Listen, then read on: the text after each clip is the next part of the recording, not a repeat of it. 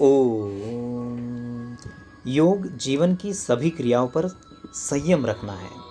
आइए आज हम महत्वपूर्ण योग आसनों से अपनी रोग प्रतिरोधक क्षमता बढ़ाते हैं और योग में जीवन शैली को अपनाते हैं। पहला हम ताड़ासन करेंगे। नमस्कार। ताड़ासन के लिए आप सीधे खड़े हो जाएं। पंजों के बल खींचते हुए अपने पूरे शरीर को, हाथों को भी ऊपर खींचें। हाथों की उंगलियों को आप एक दूसरे में फंसा कर रखें और कानों से हाथ सटे रहेंगे। इससे शरीर की लंबाई बढ़ती है, बच्चों के लिए अत्यंत लाभकारी है। इसके पश्चात हम करेंगे वृक्षासन। वृक्षासन जो कि युवाओं के लिए अत्यंत मजेदार आसन भी कहा जाता है और बलिष्ठ आसन है। मस्तिष्क में अतिरिक्त रक्त पहुंचाकर यह मस्तिष्क को बलवान बनाता है।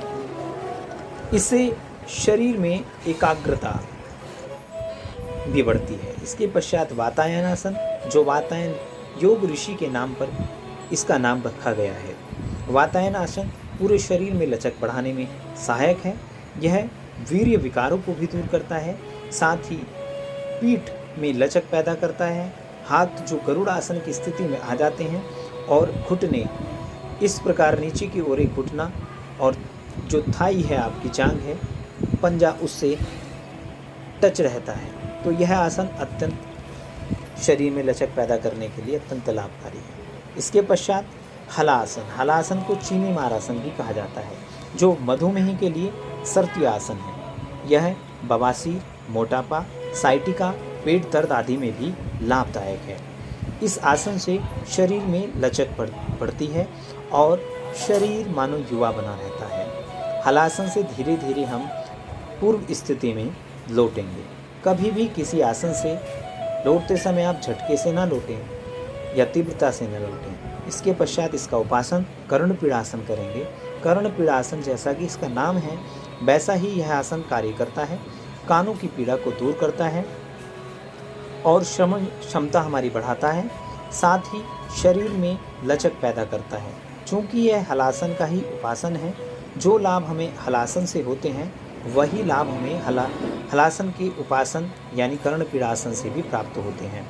इस आसन को दोनों ही प्रकार से किया जा सकता है। हाथ को आप पीछे की ओर बेंड भी कर सकते हैं और हाथों को आप स्वतंत्र भी छोड़ सकते हैं। यह अत्यंत लाभकारी आसन है। इससे रोग प्रतिरोधक क्षमता बढ़ती है।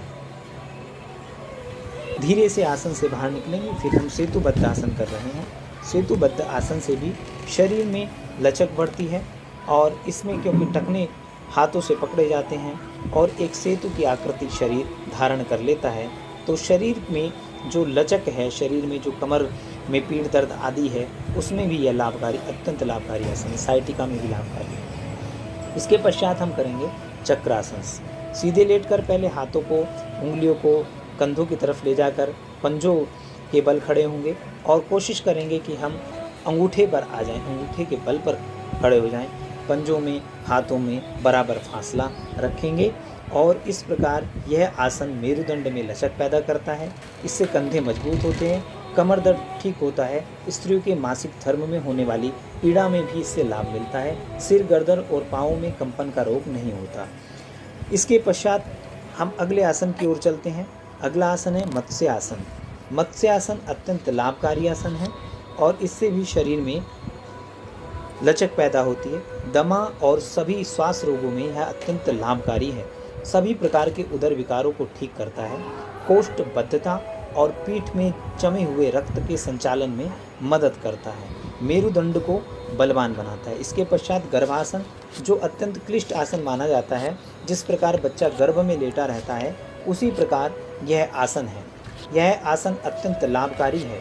इस आसन को करने से शरीर में लचक तो पैदा होती है, साथ ही वात और कफ प्रदान प्रकृति वाले के लिए यह उपयोगी है।